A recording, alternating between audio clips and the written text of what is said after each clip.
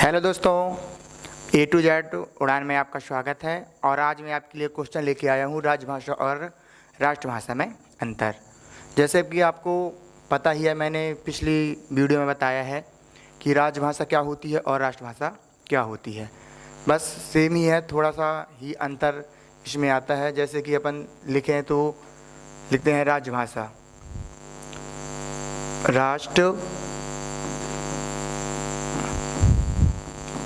भाषा, राष्ट्रभाषा अपन इस तरफ लिखते हैं राजभाषा, राजभाषा।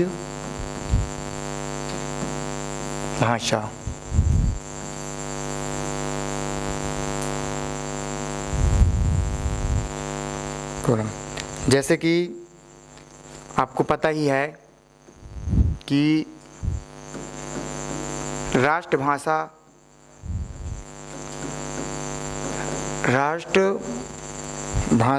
पूरे देश में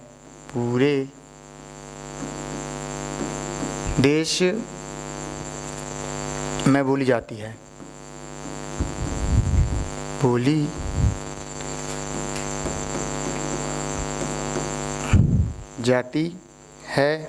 और समझी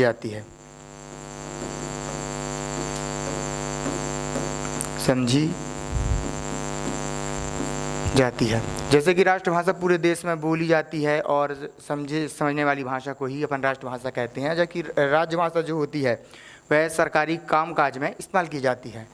तो जो राजभाषा होती है, राजभाषा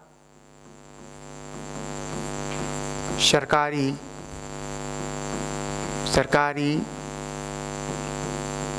काम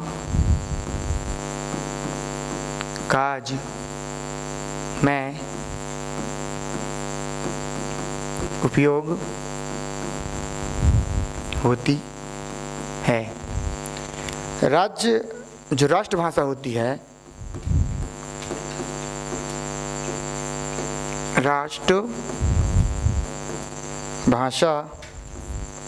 राष्ट्रभाषा का जो चयन होता है वह देश की जो जनता होती है, जनता के द्वारा किया जाता है। राष्ट्रभाषा का जो चयन है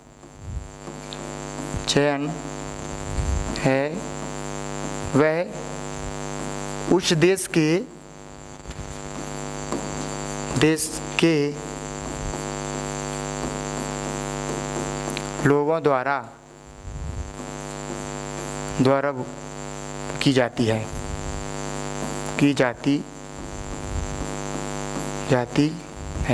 ठीक इसी का उल्टा होता है जो कि राजभाषा सरकार के द्वारा चयन की जाती है। राजभाषा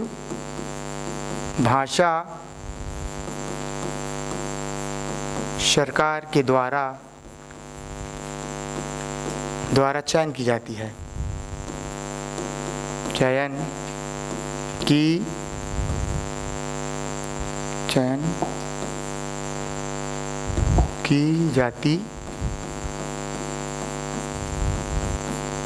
जाती है। अपना तीसरा पॉइंट लिखें तो जो राष्ट्रभाषा होती है, राष्ट्रभाषा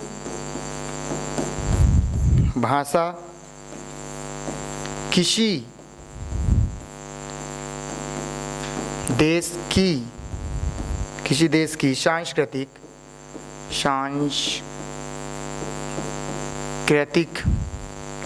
की सांस्कृतिक और राष्ट्रीय प्रतीक के रूप में कार्य करती है। सांस्कृतिक और राष्ट्रीय प्रतीक के रूप में कार्य करती है। और वहीं अगर देखा जाए तो जो राजभाषा होता है वह राजभाषा एक तो तीसरा पॉइंट है,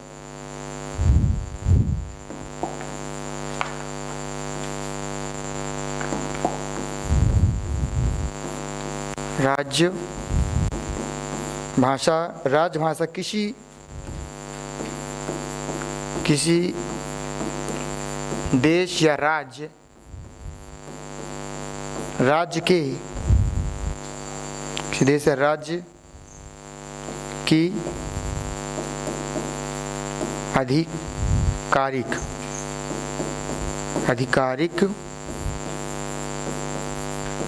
भाषा होती है। जैसे कि आपको मैंने पहले ही बताया था कि जो राष्ट्रभाषा होती है वह पूरे राष्ट्र में बोली जाती है, जो कि जन सामान्य के बोलचाल वाली भाषा होती है, और राजभाषा जो सरकार के कामकाज में प्रयुक्त होती है। वहीं अगर देखा जाए तो जो राष्ट्रभाषा है, राष्ट्रभाषा को सरकार द्वारा चयन किया राष्ट्रभाषा को उस देश की जनता के द्वारा चयनित किया जाता है, जो कि साधारणतः बोलचाल में प्रयोग की जाती है। वहीं अगर अपन राजभाषा की बात करते हैं तो जो राजभाषा होती है वह सरकार के द्वारा चयनित की जाती है कि उनके कार्यालय में कौन सी भाषा का प्रयोग किया जाएगा। वहीं जो राष्ट्रभाषा होती है वह देश की सांस्कृतिक पहचान के रूप में कार्य करती है, और जो राजभाषा होती है वह देश की आधिकारिक भाषा के रूप में कार्यरत होती है। आपको समझ में आया होगा। धन्यवाद।